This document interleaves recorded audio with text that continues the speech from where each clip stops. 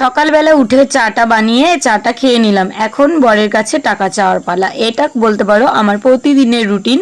আমার হাজব্যান্ড একদম আমাকে এই স্বাধীনতাটুকু দিয়েছে যে তুমি সব কিছুই করবে, বাজার ঘাট যা লাগে, শুধু টাকা দেওয়ার দায়িত্ব আমার।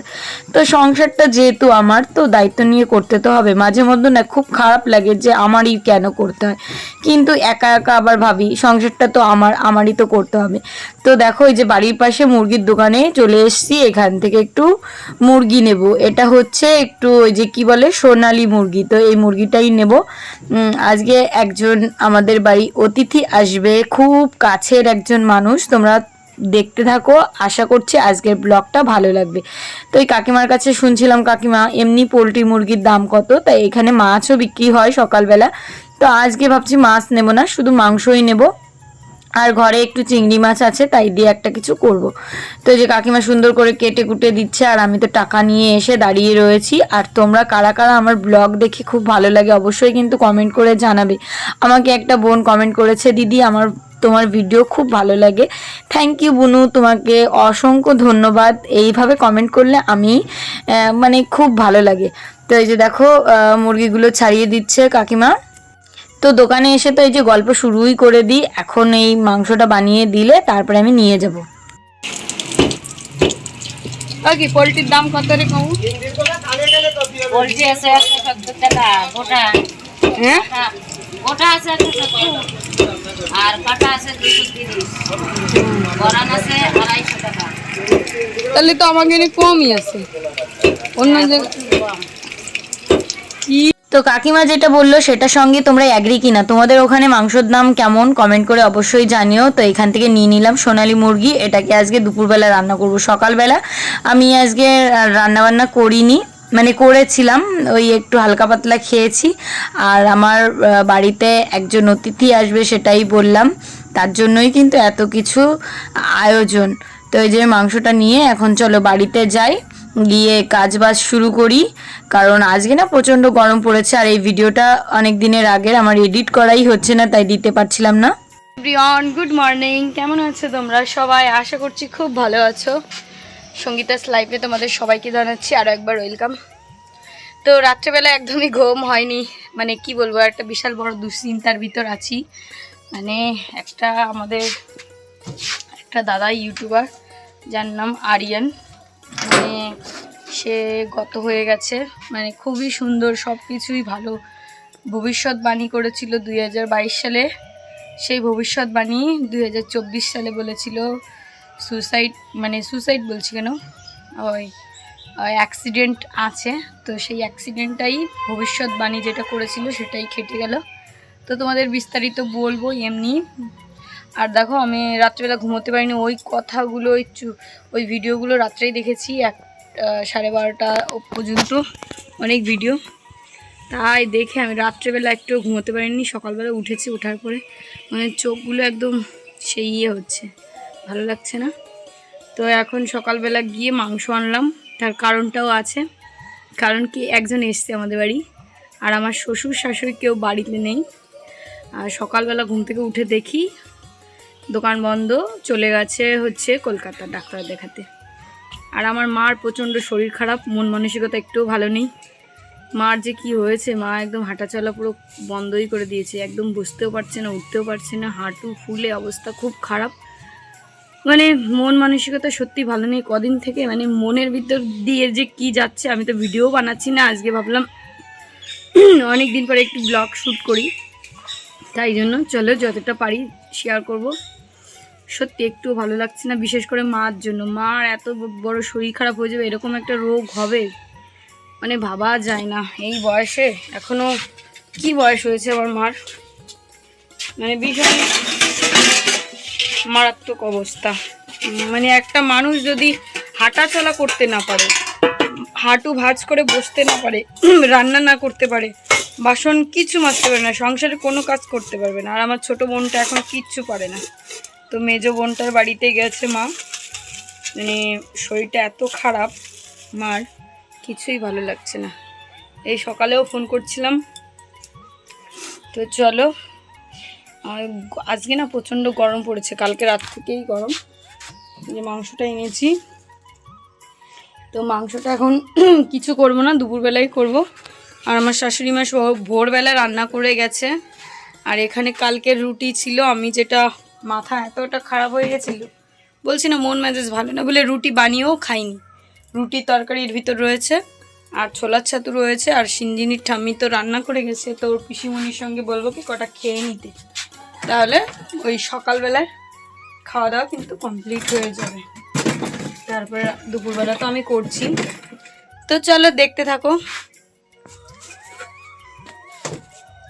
কারণ কিছু করার নেই, মার জন্য বিশেষ করে খারাপ লাগছে। মার শরীরটা এত খারাপ হয়েছে, এত খারাপ হয়েছে কি বলবো। এটা একটা প্রেশার কুকারে খিচুড়ি, ওই যে বেবিটা এখন খাওয়া দাওয়া করবে, বেবিটা এখন খাওয়া দাওয়া করবে। দুষ্টু ছেলের মতো খাবে না ভালো ছেলের মতো খাবে? কার মতো খাবে? ভালো তাই? দিদি, তাতা, দিদি, তাতা, আর কে? সিঞ্জিনি দিদি কোথায়? কেন তুমি ডাকোনি দিদিকে? দিদিকে ডেকেছিলে? তোমার কাছে আসেনি? দিদি আসলে বকে দেবো, ঠিক আছে বেবি? এখন খেয়ে নিবা, তুমি খেলা করবা আর খেয়ে নিবা, ঠিক আছে? কি চলো? না না এখন যাওয়া যাবে না, না না এখন যাওয়া যাবে না, তুমি খেয়ে নিবা তারপরে যাবা। না না যেও না বাবি। বলতে না পারলেও সব ইশারা দিয়ে বুঝিয়ে দেয়, এত পাকা ছেলে, আর কি বুদ্ধি ওর। এদিকে আসো, এদিকে আসো, পাখি দেখে যাও। ওই তো যেটা বলছিলাম, মানে রাত্রেবেলা তো একদমই ঘুমোতে পারিনি, তার কারণটা হচ্ছে ওই রাত্রেবেলা মোবাইল দেখেছি। মোবাইলে দেখলাম যে ওই দাদাটা মারা গেছে, এত খারাপ লাগছিল, ওনার ভিডিও বারবার করে আমার ফোনের ভিতর আসছিল, আর আমি দেখেই যাচ্ছিলাম। এইটা নিয়ে মানে মনের ভিতর একটা আলাদা বাজে ভাবনা চিন্তা তৈরি হয়েছে, খুব খারাপ লাগছিল। আর মারও শরীর ভালো না, মার হাঁটু ব্যথার জন্য উঠতেই পারছে না, ডাক্তার পুরো বারণ করে দিয়েছে। মানে ভাঁজ করে পা ভাঁজ করে বসতে, মাছ কাটতে, সবজি কাটতে, কি করে কাজ করবে? আর আমাদের তো বাড়িতে মা আর বোনই থাকে, আর কেউ তো থাকে না, কেই বা করে দেবে? আর বোন তো ছোট, করতেও পারে না, তো কি করে কাজ করবে? সেই জন্য ওরও তো শরীর ভালো না, কদিন আগে কত বড় ধকল গেল। বাড়ির পরিস্থিতি খুব খারাপ, শরীর এত খারাপ থাকলে কি করে চলবে বলো প্রতিটা মানুষের। আর আমি দেখো একটু স্নিগ্ধদের বাড়ি এসেছি ওকে একটু দেখতে, সারাদিনে একবার হলেও দেখতে আসি, কারণ বাচ্চা কাচ্চা বাড়িতে থাকলে ওদের সঙ্গে না দেখা করলেও মনের ভিতর ভালো লাগে না। চলো এখন রান্না করব। এখানে আমি এই যে কটা শাক তুলে নিয়ে এলাম ওই বাগান থেকে, এইগুলো হচ্ছে কী শাক তোমরা কমেন্ট করে জানাও। আর আমি এই বাঁধাকপিটা ভাবছিলাম ভাজবো, কিন্তু আজকে আর ভাজবো না। তো এই শাকটা দিয়ে তরকারি রান্না করি, যেহেতু আমার ননদ এই শাকগুলো পায় না, তো চলো এই শাকই রান্না করব। আর এই আমের টক রান্না করব, আর সঙ্গে করব হচ্ছে মাংস। তো চলো শাকগুলো কেটে নিয়ে তারপর দেখাচ্ছি।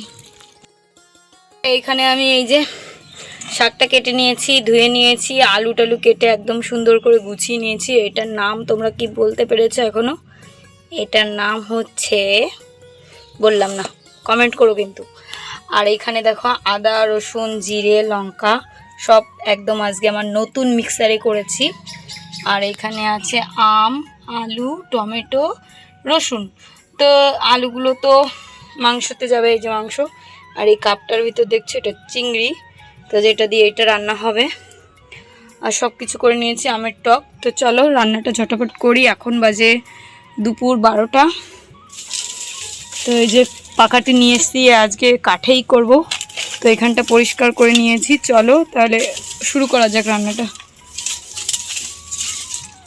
এটা এখনই নামাবো, কি সুন্দর কালার এসছে, আর আমি চেখে দেখলাম ভালোই টেস্টি হয়েছে। তো এখন রান্না করব মাংস। তো পেঁয়াজ কেটে নিয়েছি, টমেটো কেটে নিয়েছি, এখানে আলু টালু সব কিছু গুছিয়ে নিয়েছি। এখন কড়াইতে দেবো, গরম গরম নামিয়ে দেবো। তো চলো আজকে রান্নাবান্নাটা বেশি গরমে শেয়ার করবো না, আজকে প্রচণ্ড গরম পড়েছে, বাইরেটা দেখো, মানে রোদ একদম খা খা করছে, ভীষণ রোদ।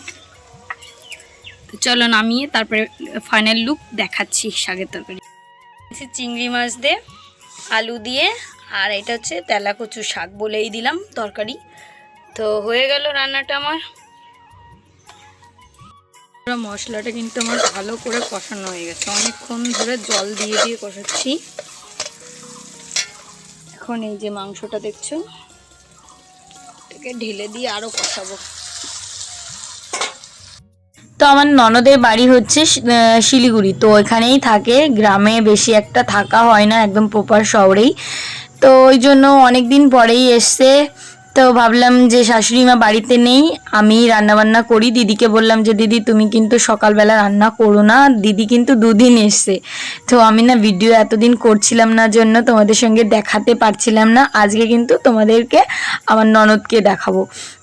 তো আমার হাজব্যান্ড আর ননদ মানে দুই ভাই বোন ওরা। তো ননদ তো বেশি বাড়িতে আসে না, মানে ছেলের পড়াশোনা এই নিয়ে ব্যস্ত, আবার নিজে একটু সেলাই মেশিনের কাজ করে, মানে খুব ব্যস্ত থাকে। সেই জন্য উনি বেশি আসতে পারে না, আসলেও ওই গুনে গুনে 2 দিন, অত দূর থেকে এসেও 2 দিনের জন্যই আসে। তো যাই হোক, ছেলে মেয়ে বড় হলে তাদের পড়াশোনা থাকলে সব সময় আসা সম্ভব হয়ে ওঠে না, আমরা এখন বুঝতে পারছি জিনিসটা। সব কমপ্লিট, এখন এই জায়গাটা আমি কুড়িয়ে পরিষ্কার করে টেবিল মুছে রেখেছি, বাসনগুলো সব ধুয়ে এই যে ঝুড়িতে রেখে দিলাম। এখন আমি এই ঘরে যাব, গিয়ে ঘর মুছবো, তো স্নান করব, তারপরে আমার কে এসে তাকে। আর দেখো আমার অবস্থা, ঘেমে চুমে একদম একাকার, রান্না করেছি তো আমার গায়ে পুরো লঙ্কা ছিটে গেছে, মানে ঝাল লেগে গেছে মশলাটা করতে গিয়ে। তো ঘরে তো গেলাম, গিয়ে সিঞ্জিনির বাবা সকালবেলা তেমন কিছু খায়নি, বলছে আমার খুব খিদে পেয়েছে, তো আমাকে ভাত দিয়ে দাও। তো ওকে আমি এই যে দেখো ভাত আর মাংস দিয়ে দিচ্ছি। শাকের তরকারিটাও খেয়েছে, ওটা ছিল তেলাকুচু শাকের তরকারি চিংড়ি মাছ দিয়ে, দারুণ হয়েছিল খেতে। তো ওই যে ওকে দিয়ে দিই, তারপরে আমার এখনও জামা কাপড় কাচা বাকি আছে, সেগুলো কাচবো। ঘরটাও খাওয়া হয়ে গেলে মুছবো। আর সিঞ্জিনিকে বললাম খেয়ে নিতে, আমার ভাগ্নে মশাইকেও বললো মামি আমি তো সকালে একটু দেরি করেই খেয়েছি, তো আমার এখনও খিদে পাইনি। তো বললাম ঠিক আছে আমি আগে কাজ করি, তারপরে খেতে দিচ্ছি। শাকের তরকারি কেমন লাগছে দি? খুব সুন্দর। অঙ্কন চিকেন কেমন হয়েছে? সেই তাই, তাহলে খাওয়া দাওয়া করো। দিদি এখনো মাংস খায়। সিঞ্জিনি কি নিয়েছো তুমি ওইটা হাতে? বলে দাদা দিয়েছে। আর তোমাকেও কি দিয়েছে অঙ্কন? খাও। তো দেখলে তো বন্ধুরা, ওই যে আমার ননদ, আর এখন আমরা বসে বসে গল্প করছি রাত্রেবেলা আমাদের এই ঘরটাই। আমার শাশুড়ি মাও চলে এসছে বাড়িতে, কলকাতা গেছিলো ডাক্তার দেখাতে। আর সিঞ্জিনি মনামি সব গল্প করছে, পিসিমণিকে অনেক দিন পরে পেয়েছে। তো চলো বন্ধুরা, আজকের ব্লগটা কেমন লাগলো অবশ্যই কিন্তু কমেন্ট করে জানিও, ভালো লাগলে একটা লাইক করো। সবাইকে টাটা বাই বাই, দেখা হচ্ছে সুন্দর ব্লগ নিয়ে।